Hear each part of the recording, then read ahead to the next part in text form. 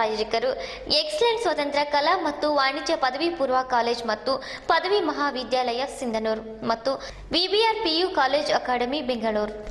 ನಮಸ್ಕಾರ, ವೈಭವ್ ನ್ಯೂಸ್ಗೆ ಸ್ವಾಗತ. ಇದೀಗ ಮುಖ್ಯಾಂಶಗಳು.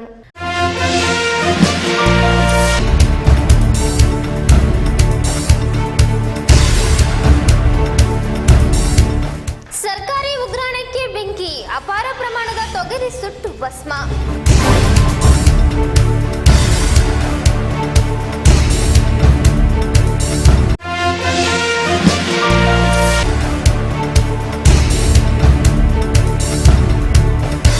ಕೇಂದ್ರ ಮತ್ತು ರಾಜ್ಯ ಸರ್ಕಾರಗಳು ರೈತರನ್ನು ಮೋಸ ಮಾಡುತ್ತಿವೆ, ರೈತರ ಜೀವದ ಜೊತೆ ಚೆಲ್ಲಾಟ ಆಡುತ್ತಿವೆ. ಅಮೀನ್ ಪಾಷಾ ತಿರ್ಗಿ ಆಕ್ರೋಶ.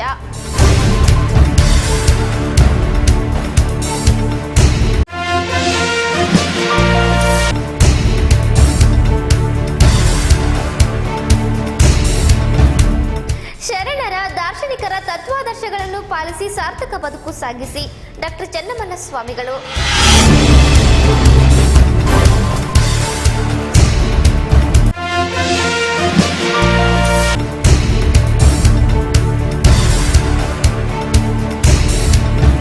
ನಗರದ ಪಿಡಬ್ಲ್ಯೂಡಿ ಕ್ಯಾಂಪ್ನಲ್ಲಿ ಬೈಕ್ ಮತ್ತು ಲಾರಿ ಮುಖಾಮುಖಿ ಡಿಕ್ಕಿ, ಬೈಕ್ ಸವಾರ ಸಾವು.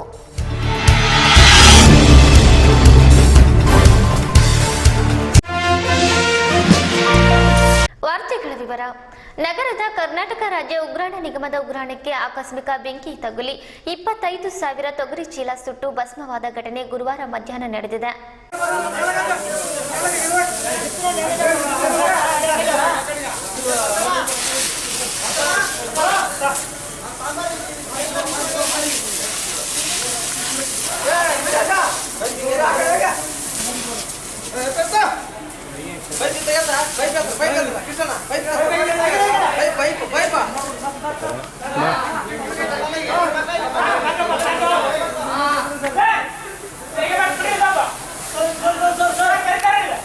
ರೈತರಿಂದ ಸರ್ಕಾರದ ಬೆಂಬಲ ಬೆಲೆಯಲ್ಲಿ ಖರೀದಿ ಮಾಡಿ ಸಂಗ್ರಹ ಮಾಡಿದ್ದ ತೊಗರಿಯ ಚೀಲಗಳನ್ನು ಈ ಉಗ್ರಾಣದಲ್ಲಿ ಇಡಲಾಗಿತ್ತು.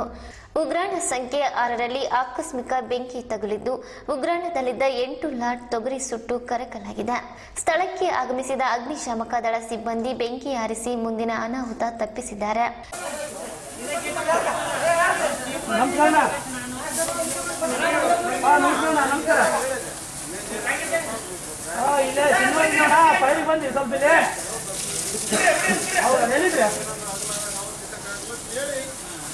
ಹೌದಾ, ಆಯ್ತು ಬರೋಣ, ಬಾ ಬಾ ಬಾ. ಬರ್ತೀವಿ ಬಾ, ನೀವು ಸೆಕೆಂಡ್ ಬಂದ್ಬಿಡು ಬಾ. ಓಕೆ, ನಮಸ್ಕಾರ ನಮಸ್ಕಾರ.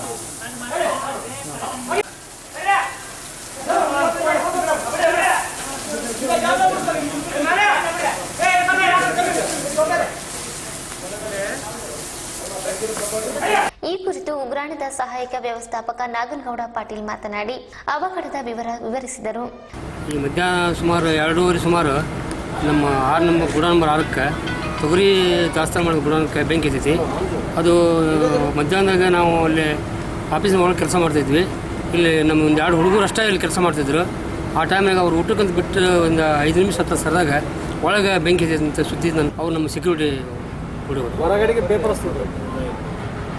2 ಜನ ಹುಡುಗರು ಅವ್ರು ಇಲ್ಲಿ ಇದಕ್ಕೆ ಗುಡಾನ್ ಪಿಮಿಷನ್ ಮಾಡೋಕ್ಕೋಸ್ಕರ ಅವರು ಪೇಪರ್ ಪೇಸ್ಟ್ ಮಾಡ್ತಾಯಿದ್ರು ಕಿಟಕಿ ಬಾಗಿಲಿಗೆಲ್ಲ. 2 ಹುಡುಗರು, ಅವು ಸಣ್ಣ ಹುಡುಗರು, ಅವು ಸುಮಾರು ಒಂದು 20-22 ವರ್ಷದ ಹುಡುಗರು ಅಷ್ಟೇ. ಸುಮಾರು ಒಂದು 8 ಸ್ಟಾಕ್ ಲಾಸ್ ಆಗೈತಿ. ಅದು ಎಷ್ಟು ಆಗೈತೆ ಅಂತ ಅದು ಸಗ್ರಿಗೇಷನ್ ಮಾಡಿ ಡಿಸ್ಟ್ಯಾಕ್ ಮಾಡಿದ್ಮ್ಯಾಗ ಅದು ಅಂದಾಜು ಗೊತ್ತಾಗತ್ತೆ. ಅದ್ರ ಪ್ರಮಾಣ ಸದ್ಯಕ್ಕೆ ಹೇಳೋಕ್ಕೆ ಅವಕಾಶ ಆಗಲ್ಲ.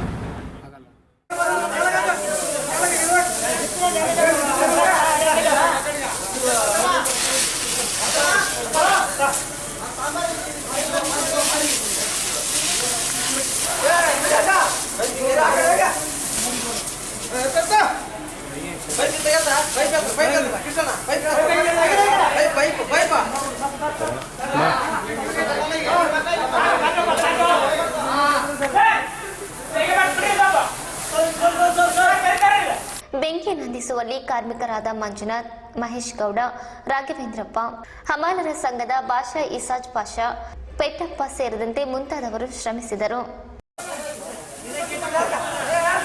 ನಮಸ್ಕಾರ ನಮಸ್ಕಾರ. ಇಲ್ಲೇ ಸಿನಿಮಾ ಫೈಲ್ ಬಂದಿ ಸ್ವಲ್ಪ ಇದೆ. ಹೌದಾ ಹೇಳಿದ್ರಿ? ಹೌದಾ ಆಯ್ತು ಆಯ್ತು ಬರೋಣ ಬಾ ಬಾ ಬಾ. ಬರ್ತೀವಿ ಬಾ, ನೀವು ಸ್ಟೇಷನ್ಗೆ ಬಂದ್ಬಿಡು ಬಾ. ಓಕೆ ನಮಸ್ಕಾರ ನಮಸ್ಕಾರ. ಕೇಂದ್ರ ಮತ್ತು ರಾಜ್ಯ ಸರ್ಕಾರಗಳು ರೈತರನ್ನು ಮೋಸ ಮಾಡುತ್ತಿವೆ. ರೈತರು ಸತತ ಬರಗಾಲದಲ್ಲಿ ಜೀವನ ಮಾಡುತ್ತಿದ್ದಾರೆ ಎಂದು ರೈತ ಸಂಘದ ರಾಜ್ಯ ಕಾರ್ಯದರ್ಶಿ ಅಮೀನ್ ಪಾಷಾ ದಿದ್ಗಿ ಆಕ್ರೋಶ ವ್ಯಕ್ತಪಡಿಸಿದರು. ಅವರು ನಗರದ ಪ್ರವಾಸಿ ಮಂದಿರದಲ್ಲಿ ಸುದ್ದಿಗಾರರೊಂದಿಗೆ ಮಾತನಾಡಿ, ಕೇಂದ್ರ ಮತ್ತು ರಾಜ್ಯ ಸರ್ಕಾರಗಳು ರೈತರನ್ನು ಮೋಸದ ದಿಕ್ಕಿಗೆ ತಳ್ಳುತ್ತಿವೆ. 1992ರಿಂದ ಇಲ್ಲಿಯವರೆಗೆ ಸತತವಾಗಿ ರೈತ ಬರಗಾಲದಲ್ಲಿ ಜೀವನ ಮಾಡುತ್ತಿದ್ದಾನೆ. ಜಾಗತೀಕರಣದ ಹೊಡೆತದಿಂದ ಮತ್ತು ಮಳೆಯ ವೈಪರೀತ್ಯದಿಂದ ಒಂದಿಲ್ಲ ಒಂದು ಕಾರಣಕ್ಕೆ ರೈತ ಬರಗಾಲಕ್ಕೆ ತುತ್ತಾಗುತ್ತಿದ್ದಾನೆ. ಕೇಂದ್ರ ಮತ್ತು ರಾಜ್ಯ ಸರ್ಕಾರಗಳು ರೈತರ ಬಗ್ಗೆ ಕಿಂಚಿತ್ತೂ ಚಿಂತನೆ ಮಾಡುತ್ತಿಲ್ಲ ಎಂದರು. ನರೇಂದ್ರ ಮೋದಿ ಅವರು ಪಂಚಾಯಿತಿ ಪ್ರಧಾನಿನೋ ಅಥವಾ ದೇಶದ ಪ್ರಧಾನಿನೋ ಎಂದು ಅನುಮಾನವಾಗುತ್ತಿದೆ. ಏಕೆಂದರೆ ಉತ್ತರ ಪ್ರದೇಶದಲ್ಲಿ ರೈತರ ಸಾಲ ಮನ್ನಾವಾಗಿದೆ. ಉಳಿದ ಯಾವ ರಾಜ್ಯದಲ್ಲೂ ಸಾಲ ಮನ್ನಾ ಆಗಲಿಲ್ಲ. ಕಾರಣ, ಚುನಾವಣೆ ಪ್ರಣಾಳಿಕೆಯಲ್ಲಿ ರೈತರ ಸಾಲ ಮನ್ನಾ ಮಾಡುವುದಾಗಿ ಭರವಸೆ ನೀಡಿದರು. ಅದೇ ರೀತಿ ಮನ್ನಾ ಮಾಡಿದರು. ಇಂದು ಈ ರಾಜ್ಯದಲ್ಲಿ ರೈತ ಸತತ ಬರಗಾಲ ಎದುರಿಸುತ್ತಿದ್ದಾನೆ. ಬರಗಾಲ ಪರಿಹಾರ ಕೊಡುತ್ತೇನೆಂದು ಇದುವರೆಗೂ ಕೊಟ್ಟಿಲ್ಲ. ರೈತರ ಜೊತೆ ಜಿಲ್ಲಾಡಳಿತ ಮತ್ತು ತಾಲೂಕಾಡಳಿತ ಹುಡುಗಾಟವಾಡುತ್ತಿದೆ. ಫಸಲ್ ಭೀಮ್ ಯೋಜನೆ ಅಡಿಯಲ್ಲಿ ರೈತನಿಗೆ ವಿಮೆ ಕಂತು ದುಡ್ಡನ್ನು ತುಂಬಿದ್ದಾರೋ ಆ ದುಡ್ಡನ್ನು ಬಿಡುಗಡೆಗೊಳಿಸಬೇಕು. ಹಿಂಗಾರು ಬರಗಾಲ ದುಡ್ಡನ್ನು ತಕ್ಷಣ ಬಿಡುಗಡೆಗೊಳಿಸಬೇಕು. ಇಲ್ಲದಿದ್ದಲ್ಲಿ ಮುಂಬರುವ ದಿನಗಳಲ್ಲಿ ಉಗ್ರ ಹೋರಾಟ ನಡೆಸಲಾಗುತ್ತದೆ ಎಂದರು. ಕೇಂದ್ರ ಮತ್ತು ರಾಜ್ಯ ಸರ್ಕಾರಗಳು ರೈತರನ್ನು ಮೋಸದ ದಿಕ್ಕಿನಲ್ಲಿ ತಳ್ತಾ ಇದೆ. ರೈತ ಸತತ ಬರಗಾಲದಲ್ಲಿ ಜೀವನ ಮಾಡ್ತಾ ಇದ್ದಾರೆ. 1992ರಿಂದ ಇಲ್ಲಿವರೆಗೆ ಜಾಗತೀಕರಣದ ಹೊಡೆತದಿಂದ ಮತ್ತು ಮಳೆಯ ವೈಪರೀತ್ಯದಿಂದ ಒಂದು ಕಾರಣದಿಂದ ರೈತ ಬರಗಾಲದಲ್ಲಿ ತುತ್ತಾಗ್ತಾ ಇದ್ದಾನೆ. ಕೇಂದ್ರ ಮತ್ತು ರಾಜ್ಯ ಸರ್ಕಾರಗಳು ಇದ್ರ ಬಗ್ಗೆ ಕಿಂಚಿತ್ತೂ ಚಿಂತನೆ ಮಾಡ್ತಾ ಇಲ್ಲ. ಇವತ್ತು ಮೋದಿ ಸಾಹೇಬರು ಅವರು ಪಂಚಾಯಿತಿ ಪ್ರಧಾನರು ಅಥವಾ ಈ ದೇಶದ ಪ್ರಧಾನರು ಅನ್ನೋದ್ರ ಬಗ್ಗೆ ನಮಗೇನು ಅನುಮಾನ ಕಾಣಕೈತಿ. ಕಾರಣ ಏನಂತಂದರೆ, ಉತ್ತರ ಪ್ರದೇಶದಲ್ಲಿ ರೈತರ ಸಾಲ ಮನ್ನಾ ಆಯಿತು, ಬೇರೆ ರಾಜ್ಯದಲ್ಲಿ ರೈತರ ಸಾಲ ಮನ್ನಾ ಆಗಲಿಲ್ಲ. ಕಾರಣ ಯಾಕೆ? ಚುನಾವಣೆ ಪ್ರಣಾಳಿಕೆಯಲ್ಲಿ ರೈತರ ಸಾಲ ಮನ್ನಾ ಮಾಡ್ತೀನಿ ಅಂತ ಹೇಳಿದರು, ಆದರೆ ಮನ್ನಾ ಮಾಡಿದರು. ಇವತ್ತು ಈ ರಾಜ್ಯದಲ್ಲಿ ಸತತ ಬರಗಾಲ ಎದುರಿಸ್ತಾ ಇದ್ದಾನೆ ರೈತ. ಯಾಕೆ ಸಾಲ ಮನ್ನಾ ಮಾಡ್ತಾ ಇಲ್ಲ ಇವರು? ಎರಡನೇದಾಗಿ, ಇವತ್ತು ಬರಗಾಲ ಪರಿಹಾರ ಕೊಡ್ತೀವಿ ಅಂತ ಹೇಳ್ತಾರೆ, ಇದುವರೆಗೂ ರೈತರಿಗೆ ಕೊಟ್ಟಿಲ್ಲ. ವಿಮೆ ಕಂತು ಹಾಕಿದ್ದೀವಿ ಅಂತ ಹೇಳ್ತಾ ಇದ್ದಾರೆ, ಇದುವರೆಗೂ ರೈತನಿಗೆ ತಲುಪಿಲ್ಲ. ರೈತನ ಜೊತೆ ಜಿಲ್ಲಾ ಆಡಳಿತ ಮತ್ತು ತಾಲೂಕು ಆಡಳಿತ ಹುಡುಗಾಟಿಕೆ ಮಾಡ್ತಾ ಇದೆ. ಇದು ಖಂಡಿಸ್ತಾ ಇದ್ದೀವಿ. ತಕ್ಷಣವಾಗಿ ಫಸಲ್ ಬಿಮಾ ಯೋಜನೆ ಅಡಿಯಲ್ಲಿ ರೈತನಿಗೆ ಏನು ಇನ್ಶೂರೆನ್ಸ್ ತುಂಬಿದಾನೆ, ಏನು ವಿಮೆ ಕಂತು ತುಂಬಿದಾನೆ, ಅವನಿಗೆ ತಕ್ಷಣ ಅವನ ವಿಮೆಯ ದುಡ್ಡನ್ನು ಬಿಡುಗಡೆಗೊಳಿಸಬೇಕು. ಎರಡನೆಯದಾಗಿ, ಹಿಂಗಾರಿ ಬರಗಾಲದ ದುಡ್ಡನ್ನು ತಕ್ಷಣ ವಿತರಣೆ ಮಾಡಬೇಕು. ಬರೇ ಇದುವರೆಗೂ ದುಡ್ಡು ಬಂದಿದೆ ನಿಮ್ಗೆ ಹಾಕ್ತೀವಿ, ದುಡ್ಡು ಬಂದಿದೆ ಹಾಕ್ತೀವಿ, ಇದು ರೈತರು ಸಹಿಸ್ಕೊಳ್ಳೋದಕ್ಕಾಗಲ್ಲ. ಇನ್ನು ಮುಂದೆ ಯಾವಾಗ ಹಾಕ್ತೀರಿ ನೀವು? ನನಗೆ ಬೇಕಾಗಲಾರ್ದಾಗೆ ದುಡ್ಡು ಬರಲಿಲ್ಲ ಅಂತಂದೆ, ಬೇಕಾದಾಗ ದುಡ್ಡು ಬಂದಿಲ್ಲ ಅಂತಂದರೆ ಮತ್ತೆ ಯಾವಾಗ ದುಡ್ಡು ಕೊಡ್ತೀರಿ ನೀವು? ಇವತ್ತು ನನಗೆ ಮುಂಗಾರು ರೆಡಿ ಮಾಡ್ಕೊಳ್ಳೋದಕ್ಕೆ ದುಡ್ಡಿನ ಅವಶ್ಯಕತೆ ಇದೆ. ಮುಂಗಾರು ಕಲ್ಟಿವೇಶನ್ ಮಾಡಿ ಮುಂಗಾರು ನಾವು ಹೊಲ ಸಾಗುವಳಿಗೆ ಇವತ್ತು ಈ ಪರಿಸ್ಥಿತಿಯಲ್ಲಿ ದುಡ್ಡು ಕೊಡದೇ ಇದ್ದಾಗ ಯಾವಾಗ ಕೊಡ್ತೀರಿ ನೀವು? ಅದಕ್ಕೆ ತಕ್ಷಣವಾಗಿ ಜಿಲ್ಲಾ ಆಡಳಿತ ಮತ್ತು ತಾಲೂಕು ಆಡಳಿತ ತಕ್ಷಣವಾಗಿ ರೈತರಿಗೆ ಬರಗಾಲದ ದುಡ್ಡು ಮತ್ತು ವಿಮೆಯ ದುಡ್ಡು, ಭೀಮಾ ಫಸಲ್ ಯೋಜನೆಯ ದುಡ್ಡನ್ನು ಸಹ ತಕ್ಷಣವಾಗಿ ಆ ರೈತರ ಅಕೌಂಟಿಗೆ ಹಾಕಬೇಕು ಅಂತೇಳಿ ಕರ್ನಾಟಕ ರಾಜ್ಯ ರೈತ ಸಂಘ ಅವರಿಗೆ ವಿನಂತಿ ಮಾಡಿಕೊಳ್ತಾ ಇದೆ. ಈ ಸಂದರ್ಭದಲ್ಲಿ ಜಿಲ್ಲಾ ಪ್ರಧಾನ ಕಾರ್ಯದರ್ಶಿ ಬಸವರಾಜ್ ಕೋಡಿಹಾಳ್, ಜಿಲ್ಲಾ ಕಾರ್ಯದರ್ಶಿ ಶರಣಪ್ಪ ಮರಳಿ, ರೈತ ಮುಖಂಡರಾದ ತಿಮ್ಮನಗೌಡ, ಅಡವೆಪ್ಪ ಕೆಂಗಲ್, ಶಿವಮೂರ್ತಪ್ಪ, ಶೇಖರಪ್ಪ, ಶರಣಪ್ಪ ಗುಂಜಳ್ಳಿ ಸೇರಿದಂತೆ ಇನ್ನಿತರರು ಉಪಸ್ಥಿತರಿದ್ದರು. ಶರಣರ ದಾರ್ಶನಿಕರ ತತ್ವಾದರ್ಶಗಳನ್ನು ಪಾಲಿಸಿ ಅವರ ಸಂದೇಶಗಳನ್ನು ಅರಿತುಕೊಂಡು ನಡೆದಾಗ ಸಮಾಜದಲ್ಲಿ ಉತ್ತಮರಾಗಿ ಸಾರ್ಥಕ ಬದುಕು ಸಾಗಿಸಲು ಸಾಧ್ಯವೆಂದು ಕನಕಗಿರಿ ಸುವರ್ಣಗಿರಿ ಮಠದ ಡಾಕ್ಟರ್ ಚನ್ನಮಲ್ಲಸ್ವಾಮಿ ಹೇಳಿದರು. ಪಟ್ಟಣದ ಬ್ರಹ್ಮರಾಂಬ ಕಲ್ಯಾಣ ಮಂಟಪದಲ್ಲಿ ಮಹಾಮನೆ ಸಮಿತಿ ಆಯೋಜಿಸಿದ್ದ ಬಸವ ಜಯಂತಿ ಆಚರಣೆ ಕಾರ್ಯಕ್ರಮದ ಸಾನ್ನಿಧ್ಯ ವಹಿಸಿ ಆಶೀರ್ವಚನ ನೀಡಿದ ಶ್ರೀಗಳು ದಾರ್ಶನಿಕರ ಸಂದೇಶ ಆದರ್ಶಗಳನ್ನು ಮೈಗೂಡಿಸಿಕೊಂಡು ಅವರ ಅನುಭವದ ನುಡಿಗಳನ್ನು ಅರಿತುಕೊಂಡು ನೆಮ್ಮದಿ ಬದುಕು ಸಾಗಿಸಬೇಕೆಂದು ಹೇಳಿದರು. ಇತ್ತೀಚಿನ ದಿನಗಳಲ್ಲಿ ಯುವ ಪೀಳಿಗೆ ಮತ್ತು ಮಕ್ಕಳಲ್ಲಿ ಗುರು ಹಿರಿಯರನ್ನು ಗೌರವಿಸುವಂತ ಪೂಜಿಸುವಂತ ಗುಣಗಳು ಕಾಣುತ್ತಿಲ್ಲ. ಇದಕ್ಕೆ ಕಾರಣ ಅವರ ಮನೆ ಹಾಗೂ ಮನೆಯಲ್ಲಿ ಪಾಲಕರು ಎಂದರು. ನಮ್ಮ ಸಂಪ್ರದಾಯ ಸಂಸ್ಕಾರಗಳನ್ನು ನಮ್ಮ ಮಕ್ಕಳಿಗೆ ತಿಳಿ ಹೇಳುವ ಕೆಲಸ ಪಾಲಕರಿಂದ ಆಗುತ್ತಿಲ್ಲ. ಅದಕ್ಕಾಗಿ ಮಕ್ಕಳು ದಾರಿ ತಪ್ಪುತ್ತಿದ್ದಾರೆ. ಮನೆಯೇ ಮೊದಲ ಪಾಠಶಾಲೆ ಎಂಬಂತೆ ಮಕ್ಕಳಿಗೆ ಉತ್ತಮ ಸಂಸ್ಕಾರಯುತ ಶಿಕ್ಷಣ ನೀಡುವುದರ ಜೊತೆಗೆ ನೈತಿಕ ಮೌಲ್ಯಗಳನ್ನು ತುಂಬುವ ಕೆಲಸ ಮಾಡಿದಾಗ ಮಾತ್ರ ಉತ್ತಮ ಸಮಾಜ ನಿರ್ಮಾಣಕ್ಕೆ ನಿಮ್ಮ ಮಕ್ಕಳು ಕೈಜೋಡಿಸುತ್ತಾರೆ ಹಾಗೂ ಗುರು ಹಿರಿಯರನ್ನು ಗೌರವಿಸಿ ಮುಂದೆ ವಯೋವೃದ್ಧ ವಯಸ್ಸಿನಲ್ಲಿ ನಿಮ್ಮನ್ನು ನೋಡಿಕೊಳ್ಳುತ್ತಾರೆ ಎಂದರು. ಬಸವನ ನೀತಿಯ ಬಗ್ಗೆ ಉಪನ್ಯಾಸ ರಮೇಶ್ ಬಾಬು ಯಾಳ್ಗಿ ಅವರು ವಿಶೇಷ ಉಪನ್ಯಾಸ ನೀಡುತ್ತಾ ಬಸವ ಪಥ ಜೀವಪಥವಾಗಬೇಕು. ಮಹಾನ್ ವ್ಯಕ್ತಿಗಳನ್ನು ದಾರ್ಶನಿಕರು ಸಾರ್ವಜನಿಕ ವ್ಯಕ್ತಿಗಳನ್ನು ಕೇವಲ ಒಂದು ಜಾತಿ ಮತಕ್ಕೆ ಸೀಮಿತ ಮಾಡಬಾರದೆಂದು ಹೇಳಿದರು. ಬಸವಣ್ಣ ಜಯಂತಿ ಆಚರಣೆ ಮಾಡಿದರೆ ಸಾಲದು, ಅವರ ಚಿಂತನ ಮಂಥನ ನಡೆಸಬೇಕು, ಅವರ ಸಂದೇಶಗಳನ್ನು ಪಾಲಿಸಬೇಕು, ಅವರ ಆದರ್ಶಗಳಂತೆ ಸಂಸ್ಕಾರಯುತವಾದ ಶಿಕ್ಷಣ ಪಡೆದು ಸಾಮಾಜಿಕ ಕಳಕಳಿಯನ್ನು ಬೆಳೆಸಿಕೊಂಡು ಬದುಕಬೇಕು. ಇಂದು ಕೇಂದ್ರ ಸರ್ಕಾರ ಬಸವಣ್ಣ ಜಯಂತಿಯ ಅಂಗವಾಗಿ ದೇಶ 23 ಭಾಷೆಗಳನ್ನು ಅವರ ವಚನ ಸಾಹಿತ್ಯವನ್ನು ಪ್ರಚುರಪಡಿಸಲು ಮುಂದಾಗಿರುವುದು. ವಿಶ್ವಗುರು ಬಸವಣ್ಣನ ಜಯಂತಿಯನ್ನು ರಾಷ್ಟ್ರೀಯ ದಿನವನ್ನಾಗಿ ಆಚರಿಸಬೇಕು. ಅವರ ಜನ್ಮ ಕರ್ಮ ಹಾಗೂ ಐಕ್ಯ ಸ್ಥಳಗಳ ಅಭಿವೃದ್ಧಿಗೆ ಸರ್ಕಾರಗಳು ಮುಂದಾಗಬೇಕು. ಅವರ ತತ್ವಗಳನ್ನು ಪಾಲಿಸುತ್ತಾ ಅಕ್ಷರ ಜ್ಞಾನ ಹಾಗೂ ಅನ್ನದಾಸೋಹ ನಡೆಸಿಕೊಂಡು ಬರುತ್ತಿರುವ ಸಿದ್ಧಗಂಗಾ ಶ್ರೀಗಳಿಗೆ ಭಾರತ ರತ್ನ ನೀಡಿ ಗೌರವಿಸಬೇಕೆಂದರು. ಮಕ್ಕಳಿಗೆ ಮಾನವೀಯ ಮೌಲ್ಯ ಉತ್ತಮ ಸಂಸ್ಕಾರ ತುಂಬುವುದರ ಜೊತೆಗೆ ಶರಣರ ದಾರ್ಶನಿಕರ ಸಂದೇಶ ಆದರ್ಶಗಳನ್ನು ಮೈಗೂಡಿಸಿಕೊಳ್ಳುವಂತೆ ಪಾಲಕರು ಹೇಳಬೇಕು. ಇಲ್ಲದಿದ್ದಲ್ಲಿ ಸಮಾಜ ಮುಂದೆ ಉತ್ತಮ ದಾರಿಗೆ ಹೋಗಲು ಸಾಧ್ಯವಿಲ್ಲ. ಇಂದಿನ ಪೀಳಿಗೆ ತಮ್ಮ ಎಲ್ಲ ಸಂಸ್ಕಾರಗಳನ್ನು ಹಾಗೂ ಮಹಾನ್ ವ್ಯಕ್ತಿಗಳ ಆದರ್ಶಗಳನ್ನು ಮರೆತು ಹೋಗುತ್ತಿದ್ದಾರೆ. ಉತ್ತಮ ಸಮಾಜ ನಿರ್ಮಾಣಕ್ಕಾಗಿ ಮಕ್ಕಳಿಗೆ ಸಂಸ್ಕಾರಯುತವಾದ ನೈತಿಕ ಶಿಕ್ಷಣ ಅಗತ್ಯವಾಗಿದೆ ಎಂದು ಬುದ್ಧನ ಪ್ರೀತಿ ಬಸವಣ್ಣನ ನೀತಿ ಕುರಿತು ಬಸವಣ್ಣನ ವಚನ ಸಾಹಿತ್ಯವನ್ನು ಅತ್ಯಂತ ರಸವತ್ತಾಗಿ ಜಾನಪದ ತತ್ವಪದಗಳ ಮೂಲಕ ಯಾಳಗಿಯವರು ಶರಣರ ವಚನಗಳ ಬುತ್ತಿಯನ್ನು ಜಯಂತಿಯ ಸಭೆಯಲ್ಲಿ ಬಿಚ್ಚಿಟ್ಟರು. ಅಲ್ಲದೆ ಮಾತಿನ ಮಧ್ಯದಲ್ಲಿ ಹಾಸ್ಯ ಚಟಾಕಿಗಳ ಮೂಲಕ ಕೇಳುಗರ ಗಮನ ಸೆಳೆದರು. ನಾವೆಲ್ಲ ಮೀಡಿಯಾಗೂ ತಿಳಿಸಿ ಸರ್ಕಾರಕ್ಕೆ ಕಣ್ ತರಿಸುವಂತ ಕೆಲಸ ಮಾಡ್ತೀವಿ ಅಂತ ತಿಳ್ಕೊಂಡು ಆ ವಿಡಿಯೋ ಮಾಡ್ಕೊಂಡು ಎಲ್ಲ ಸ್ಟೇಟ್ಮೆಂಟ್ ಬರ್ಕೊಂಡು ಹೋದ್ರು. ಅವ್ರು ಹೋದ್ಮೇಲೆ ನಂತರ ಅದೇ ದಾರಿಗೆ ಒಬ್ಬ ರೈತ ಹೋಗ್ತಾ ಇದ್ದ. ಅವನು ಬಡ ನೋಡ್ದ, ಅವನ ಧ್ವನಿ ಕೇಳಿದವನೇ ತಾನು ಇಟ್ಟಿರ್ತಕ್ಕಂಥ ಧೋತ್ರ ಬಿಚ್ಚಿ ಅವನಿಗೆ ಕೊಟ್ಟು ಮೇಲೆ ತಗೊಂಡ. ಇದು ಏನ್ ತಿಳಿಸ್ತದೆ ಹೇಳ್ರಿ? ಎಲ್ಲರೂ ನಮ್ಮನ್ನು ಕೆಲಸ ಮಾಡ್ತಾ ಇದ್ವಿ. ಧರ್ಮಾಧಿಕಾರಿ ಮಾಡಿದ್ದು ತಪ್ಪಲ್ಲ, ವೇದಾಂತಿ ಹೇಳಿದ್ದು ತಪ್ಪಲ್ಲ, ರಾಜಕಾರಣಿಗಳು ಮಾಡಿದ್ದು ತಪ್ಪಲ್ಲ, ಪತ್ರಿಕಾ ವರ್ಗದವ್ರು ಮಾಡಿದ್ದು ತಪ್ಪಲ್ಲ, ಕಾರ್ಯಕರ್ತರು ಮಾಡಿದ್ದು ತಪ್ಪಲ್ಲ. ಆದರೆ ಆ ಎಲ್ಲ ಕೆಲಸಗಳಲ್ಲಿ ಒಂದಿಟ್ಟು ಅಂತಃಕರಣದ ಪ್ರೀತಿ ಇತ್ತು ಅಂತಂದ್ರೆ ನಮ್ಮ ಕೆಲಸಕ್ಕೆ ಬೆಲೆ ಬರ್ತದೆ, ನಮ್ಮ ಬದುಕಿಗೆ ಬೆಲೆ ಬರ್ತದೆ ಅನ್ನೋದನ್ನ ಗೌರವ್ ಸ್ವಪ್ನವರ ಕಥೆಯಲ್ಲಿ ತಿಳಿಸ್ತಾರೆ. ಅದಕ್ಕೆ ಬಸವಣ್ಣ ಹೇಳಿದ್ದು ಇದನ್ನೇ, ನೀವು ಏನೇ ಮಾಡ್ರಿ ಆತ್ಮಕ್ಕೆ ವಂಚನೆ ಮಾಡ್ಕೊಳ್ಳೋದನ್ನೇ ಮಾಡ್ರಿ ಅಂತ ಹೇಳಿದೆ. ನಾವೆಲ್ಲ ಬಹಳ ಮಂದಿ ಆತ್ಮಕ್ಕೆ ವಂಚನೆಯನ್ನು ಮಾಡ್ಕೊಂಡು ಮಾಡ್ತಾ ಇದ್ದೀವಿ. ನಿಮಗೆ ತಿಳಿಸ್ತೀನಿ, ನಾನು ಹಿಂದಿನ ಆಜ್ಞೆ ಮುತ್ತಾದ್ರು ಹೇಳಿರ್ತಕ್ಕಂಥ ಬದುಕಿನ ನಿಯಮಗಳು ಅಥವಾ ಬದುಕಿನ ನೀತಿಗಳನ್ನು ನಾವು ನಮ್ಮ ಮಕ್ಕಳಿಗೆ ಹೇಳಿಲ್ಲ. ಯಾರು ಹೇಳಿದ್ದಾರೆ? ಯಾರು ಹೇಳ್ತಾರೆ? ಅವಾಗೆಲ್ಲ ಎಲ್ಲರೂ ದೇವ್ರ ಗುಡಿಗೆ ಹೋದ್ರೆ ಸ್ವಾಮಿ ಕಡೆ ಹೋದಾಗ ಮಕ್ಕಳು ನಮಸ್ಕಾರ ಮಾಡಬೇಕು ಅಂತ ಒಳ್ಳೆ ಅಂತಾರೆ, ಅಳ್ತಿರ್ತಾರೆ.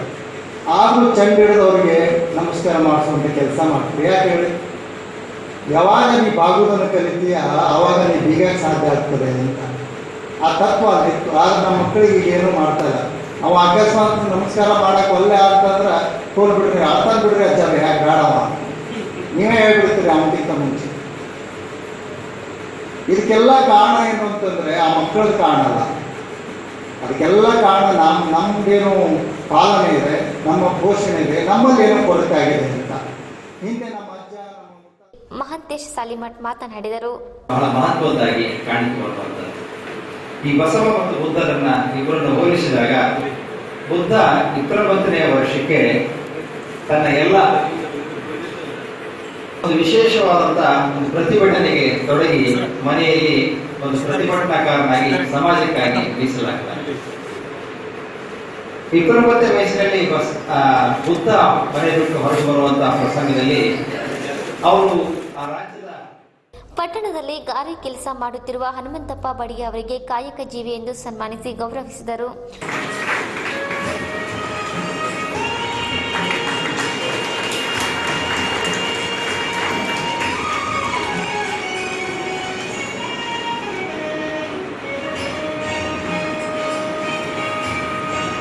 ಶರಣಪ್ಪ ಗೋನಾಳ್ ಅವರಿಂದ ನಡೆದ ವಚನ ಗಾಯನ ಕಾರ್ಯಕ್ರಮದಲ್ಲಿ ಕೇಳುಗರನ್ನು ತಣಿಸಿದರು.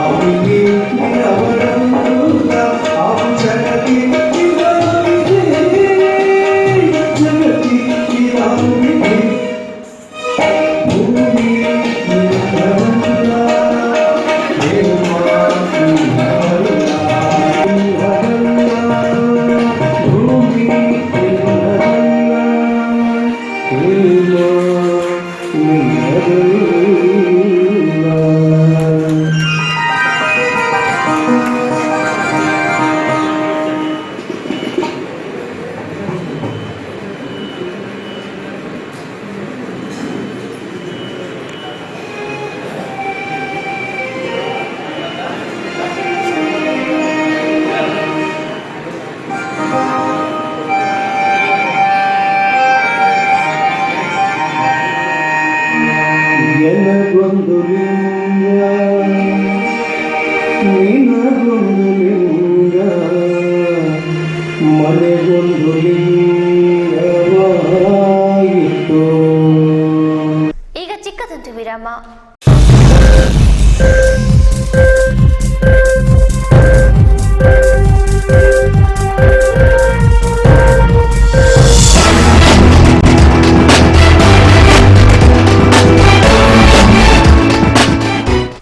ವಿರಾಮದ ನಂತರ ವಾರ್ತಾ ಪ್ರಸಾರಕ್ಕೆ ಮತ್ತೆ ಸ್ವಾಗತ. ನಗರದ ಪಿಡಬ್ಲ್ಯೂಡಿ ಕ್ಯಾಂಪಿನಲ್ಲಿ ಬೈಕ್ ಮತ್ತು ಲಾರಿ ನಡುವೆ ನಡೆದ ಅಪಘಾತದಲ್ಲಿ ಬೈಕ್ ಸವಾರ ಸಾವನ್ನಪ್ಪಿರುವ ಘಟನೆ ನಡೆದಿದೆ.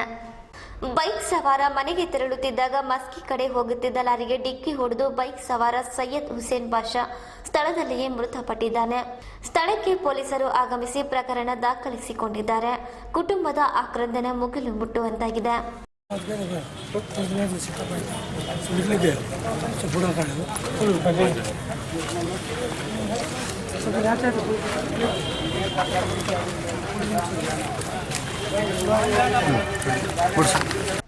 ತಾಲೂಕಿನ ಬೊಮ್ಮನಾಳ್ ಗ್ರಾಮದಲ್ಲಿ ಶುದ್ಧ ಕುಡಿಯುವ ನೀರಿನ ಸಮಸ್ಯೆ ಎದುರಾಗಿದ್ದು ಬೋರ್ವೆಲ್ನ ಫ್ಲೋರೈಡ್ ನೀರು ಕುಡಿಯಬೇಕಾದ ದುಸ್ಥಿತಿ ನಿರ್ಮಾಣವಾಗಿದೆ. ಗ್ರಾಮೀಣ ಭಾಗಕ್ಕೆ ಶುದ್ಧ ಕುಡಿಯುವ ನೀರು ಒದಗಿಸಬೇಕು ಎಂದು ಸರ್ಕಾರ ಪ್ರತಿ ವರ್ಷ ವಿವಿಧ ಇಲಾಖೆಯಡಿ ಸಾವಿರಾರು ಕೋಟಿ ಖರ್ಚು ಮಾಡುತ್ತಿದೆ. ಆದರೆ ಕೆಲವೊಂದು ಗ್ರಾಮಗಳಿಗೆ ಅಶುದ್ಧವಾದ ಆರ್ಸೆನಿಕ್ ಫ್ಲೋರೈಡ್ ನೀರೇ ಗತಿಯಾಗಿದೆ. ದೇವರಗುಡಿ ಗ್ರಾಮ ಪಂಚಾಯತ್ ವ್ಯಾಪ್ತಿಯಲ್ಲಿ ಬರುವ ಬೊಮ್ಮನಾಳ್ ಗ್ರಾಮದ ಹತ್ತಿರದಲ್ಲಿರುವ ಹಳ್ಳದಲ್ಲಿ ಬೋರ್ವೆಲ್ ಕೊರೆಸಿ 7.5 HP ಮೋಟಾರ್ ಅಳವಡಿಸಿ ಗ್ರಾಮಕ್ಕೆ ನೀರು ಸರಬರಾಜು ಮಾಡಲಾಗುತ್ತಿದೆ. ಗ್ರಾಮದ ಬೇರೆ ಕಡೆ ಹಾಕಲಾಗಿರುವ ಬೋರ್ವೆಲ್ಗಳು ಅಂತರ್ಜಲದ ಕೊರತೆಯಿಂದ ನಿಂತು ಹೋಗಿವೆ. ಬೊಮ್ಮನಾಳ್ ಗ್ರಾಮದಲ್ಲಿ ಜಿಲ್ಲಾ ಪಂಚಾಯತ್ NRDWP ಸುಮಾರು 15 ಲಕ್ಷ ರೂಪಾಯಿಗಳಲ್ಲಿ ಟ್ಯಾಂಕ್ ನಿರ್ಮಾಣ ಮಾಡಿ ಈಗಾಗಲೇ 1.5 ವರ್ಷ ಗತಿಸಿದೆ. ಹಳ್ಳದಿಂದ ಟ್ಯಾಂಕ್ ಹಾಗೂ ಟ್ಯಾಂಕ್ನಿಂದ ಗ್ರಾಮಕ್ಕೆ ನೀರು ಸರಬರಾಜು ಮಾಡುವ ಪೈಪ್ಲೈನ್ ಮಾಡಿಲ್ಲ. ಗುತ್ತೇದಾರ ಮಾಧವ ಬೈರಾಗಿ ಎನ್ನುವವರು ಗುತ್ತಿಗೆ ಪಡೆದು ಅರೆಬರೆ ಕಾಮಗಾರಿ ನಿರ್ವಹಿಸಿ ನಾಪತ್ತೆಯಾಗಿದ್ದಾರೆ. ಹೀಗಾಗಿ ಟ್ಯಾಂಕ್ ನಿರ್ಮಾಣವಾದರೂ ಉಪಯೋಗಕ್ಕೆ ಬಾರದೆ ಶಿಲಾ ಬಾಲಕಿಯಂತೆ ನಿಂತುಕೊಂಡಿದೆ. ಈ ಹಿಂದೆ ಗುಡದೂರು ಜಿಲ್ಲಾ ಪಂಚಾಯತ್ ವ್ಯಾಪ್ತಿಗೆ ಗ್ರಾಮ ಬರುತ್ತಿತ್ತು. ಕಳೆದ ಬಾರಿಯೂ ಜಿಲ್ಲಾ ಪಂಚಾಯತ್ ಸದಸ್ಯ ಶಿವನಗೌಡ ಯಲಕೂಡ್ಲಗಿ ಮುತುವರ್ಜಿ ವಹಿಸಿ ನಿರ್ಮಾಣಕ್ಕೆ ಅನುದಾನ ಕೊಡಿಸಿದ್ದರು. ಆದರೆ ಕಳೆದ ಜಿಲ್ಲಾ ಪಂಚಾಯತ್ ಚುನಾವಣೆಯಲ್ಲಿ ಕ್ಷೇತ್ರ ಮರು ವಿಂಗಡಣೆಯಾಗಿ ಈಗ ಗ್ರಾಮ ಜವಳಗೇರ ಜಿಲ್ಲಾ ಪಂಚಾಯತ್ ವ್ಯಾಪ್ತಿಗೆ ಬರುತ್ತದೆ. ಮೊದಲಿನಿಂದಲೂ ಈ ಗ್ರಾಮ ಬಾದರ್ಲಿ ಕುಟುಂಬಕ್ಕೆ ಬೆಂಬಲವಾಗಿ ನಿಂತಿದೆ. ಆದರೆ ಕಳೆದ ಜಿಲ್ಲಾ ಪಂಚಾಯತ್ ಚುನಾವಣೆಯಲ್ಲಿ ಜವಳಗೇರ ಕ್ಷೇತ್ರಕ್ಕೆ ಜೆಡಿಎಸ್ ಪಕ್ಷದ ಅಭ್ಯರ್ಥಿ ಜಯಗಳಿಸಿರುವುದರಿಂದ ಶಾಸಕ ಬಾದರ್ಲಿ ಉದಾಸೀನತೆ ತೋರುತ್ತಿದ್ದಾರೆ ಎನ್ನಲಾಗುತ್ತಿದೆ. ಜೊತೆಗೆ ಜಿಲ್ಲಾ ಪಂಚಾಯತ್ ಸದಸ್ಯರು ಗೆದ್ದು ಗ್ರಾಮಕ್ಕೆ ಭೇಟಿ ನೀಡಿದ ಬಳಿಕ ಇನ್ನೂ ಬಂದಿಲ್ಲ. ನಮ್ಮ ಸಮಸ್ಯೆ ಕೇಳುವವರೇ ಇಲ್ಲ ಎಂದು ಗ್ರಾಮಸ್ಥರು ದೂರಿದರು. ಜೆಡಿಎಸ್ ಜಿಲ್ಲಾ ಪಂಚಾಯತ್ ಸದಸ್ಯರಿದ್ದಾರೆ ಎನ್ನುವ ಕಾರಣಕ್ಕೆ ಶಾಸಕರು ನಿರ್ಲಕ್ಷ್ಯ ಮಾಡುತ್ತಿದ್ದಾರೆ. ಈ ಹಿಂದೆ ಪೈಪ್ಲೈನ್ ಕಾಮಗಾರಿಗೆ ಹಣ ನೀಡುವ ಭರವಸೆ ನೀಡಿದರು. ಆದರೆ ಇನ್ನೂ ನೀಡಿಲ್ಲ. ಸುಮಾರು 10 ಲಕ್ಷವರೆಗೆ ಖರ್ಚು ಮಾಡಲಾಗಿದೆ. ತಾವು ಆದ್ಯತೆ ಮೇರೆಗೆ ಅನುದಾನ ನೀಡುತ್ತಿದ್ದು ಗ್ರಾಮದಲ್ಲಿ ಶುದ್ಧ ಕುಡಿಯುವ ನೀರಿನ ಘಟಕ ಅಳವಡಿಸಲು ಪ್ರಸ್ತಾವನೆ ಸಲ್ಲಿಸಲಾಗಿದೆ. ಗೌರಿ ನಾಡಗೌಡ, ಜಿಲ್ಲಾ ಪಂಚಾಯತ್ ಸದಸ್ಯರು, ಜವಳಗೆರೆ ಕ್ಷೇತ್ರ, ಮಾಧವ ಬೈರಾಗಿ ಎನ್ನುವವರು ಕಾಮಗಾರಿ ಗುತ್ತಿಗೆ ಪಡೆದಿದ್ದರು.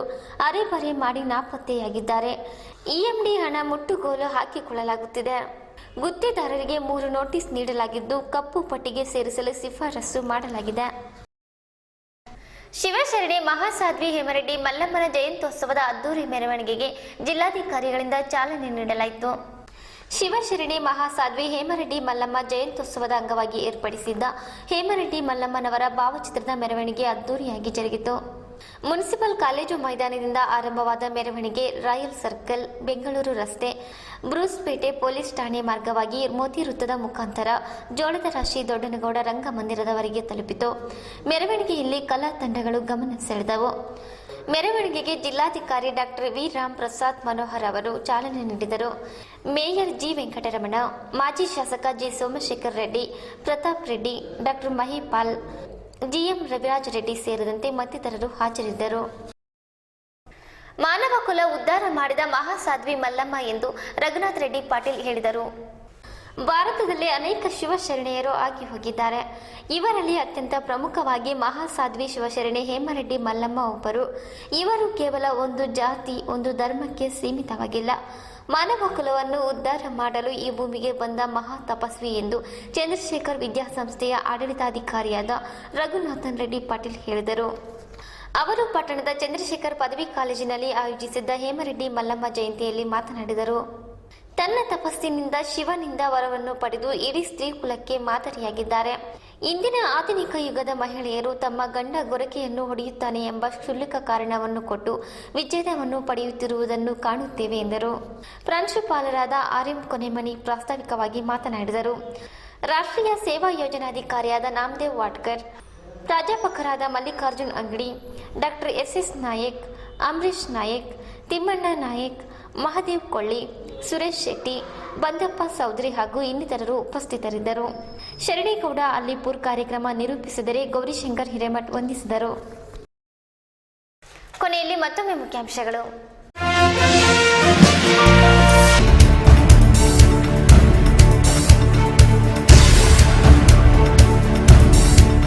ಸರ್ಕಾರಿ ಉಗ್ರಾಣಕ್ಕೆ ಬೆಂಕಿ, ಅಪಾರ ಪ್ರಮಾಣದ ತೊಗರಿ ಸುಟ್ಟು ಭಸ್ಮ.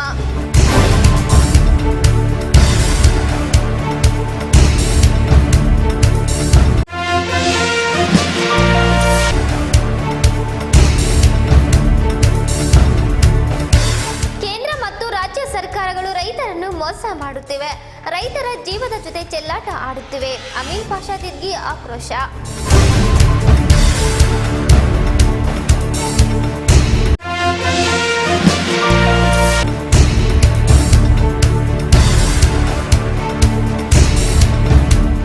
ಶರಣರ ದಾರ್ಶನಿಕರ ತತ್ವಾದರ್ಶಗಳನ್ನು ಪಾಲಿಸಿ ಸಾರ್ಥಕ ಬದುಕು ಸಾಗಿಸಿ. ಡಾಕ್ಟರ್ ಚನ್ನಮನ ಸ್ವಾಮಿಗಳು.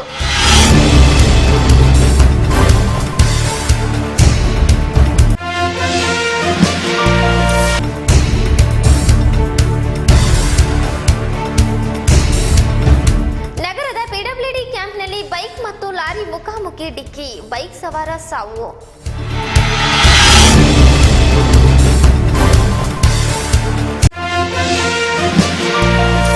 ಇಲ್ಲಿಗೆ ಇಂದಿನ ವಾರ್ತಾ ಪ್ರಸಾರ ಮುಕ್ತಾಯವಾಯಿತು. ನಿರಂತರವಾಗಿ ವೀಕ್ಷಿಸಿ ವೈಭವ ಟಿವಿ. ವಂದನೆಗಳೊಂದಿಗೆ ದೇವಿಕಾ ಚಂದಸ್ವ.